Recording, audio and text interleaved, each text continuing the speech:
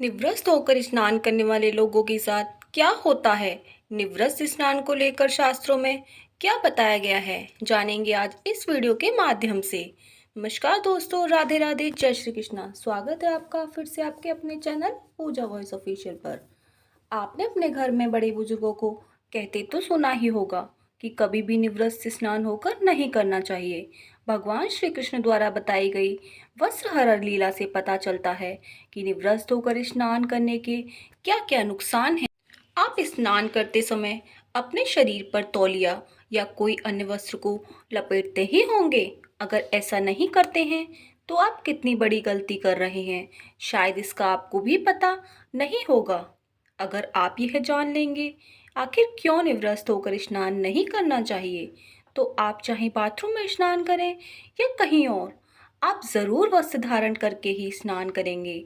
श्रीमद् भागवत कथा में चीरहरण की कथा का उल्लेख करते हुए बताया जाता है कि गोपियां अपने वस्त्र उतारकर स्नान करने जल में उतर जाती हैं। फिर भगवान श्री कृष्ण अपनी लीला से उन गोपियों के वस्त्रों को चुरा लेते हैं। और अब जब गोपियां अपने वस्त्र ढूंढते हैं तो उन्हें उनका एक भी वस्त्र नहीं मिलता है। ऐसे समय में श्री कृष्ण कहते हैं कि गोप कन्याओं, तुम्हारे वस्त्र वक्ष पर हैं, पानी से निकलो और वस्त्र ले लो। निवृत्त होने के कारण गोप कन्याएं जल से बाहर आने में अपनी असमर्थता जताती हैं और कहती हैं कि वह निवृत्त हैं, ऐसे में वह जल से बाहर कैसे आ सकती हैं। तो श्री कृष्ण जी गोप कन्याओं से पूछते हैं, जब बिना कपड़ों के जल में गई थी तब तुमको शर्म नहीं आई? जवाब में गोप कन्या कहती हैं, उस समय यहाँ कोई नहीं था, तुम भी नहीं थे। श्री कृष्ण कहते हैं, यह तुम सोचती हो मैं नहीं था, लेकिन मैं तो हर पल हर जगह मौजूद होता हूँ। यहाँ आसमान में उड़ते पक्षियों, जमीन पर चलने वाले जीवों ने तुम्हें निवृत्त देखा। तुम निवृत्त होकर जल में गई, जल में मौजूद जीवों ने तुम्हें देखा। और जल में नग्न होकर प्रवेश करने से जल रूप में मौजूद वरुण देव ने भी तुम्हें नग्न देखा, और यह उनका अपमान है और तुम इन सब के लिए पाप के भागी हो। यानी श्री कृष्ण जी कहते हैं, निवृत्त होकर स्नान करने से वरुण देवता का अपमान होता है। यह सोचना बंद कर दें कि बंद कमरे में आप स्नान कर रहे हैं तो आपको कोई नहीं देख रहा। आप गलत सोच रहे हैं।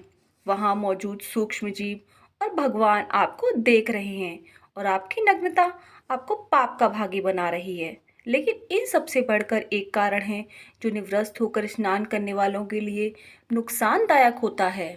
गरुड़ पुराण में बताया गया है कि स्नान करते समय आपके पितर यानी आपके पूर्वज आपके आसपास ही मौजूद होते हैं और वस्त्रों से गिरने वाले जल को वे ग्रहण करते हैं, जिससे उनकी तृप्ति होती है।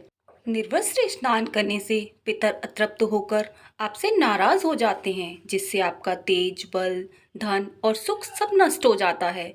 इसलिए कभी भी निर्वस्त्र होकर स्नान नहीं करना चाहिए। माता लक्ष्मी भी होती हैं इससे नाराज। शास्त्रों में ऐसी मान्यता है कि यदि कोई स्त्री या पुरुष निर्वस्त्र होकर स्नान करता है तो माता लक्ष्मी उससे रूठ जाती हैं। इससे कुंडली में धन हानि का योग बन जाता है और आर्थिक स्थिति बहुत खराब होने लगती है। इन्हीं कर्मों की वजह से आपको निवृत्त स्नान न करने की सलाह दी जाती है और शास्त्रों में भी इस बात की मनाही है। आपके शरीर में नकारात्मक ऊर्जा भी प्रवेश कर जाती है। यदि आप निवृत्त होकर स्नान करते हैं तो आपके शरीर में नकारात्मक ऊर्जा का संचार होता है। आपकी मानसिकता नकारात्मक होने लगती है। इसलिए यही सलाह दी जाती है कि नहाते समय एक कपड़ा शरीर में ज़रूर होना चाहिए।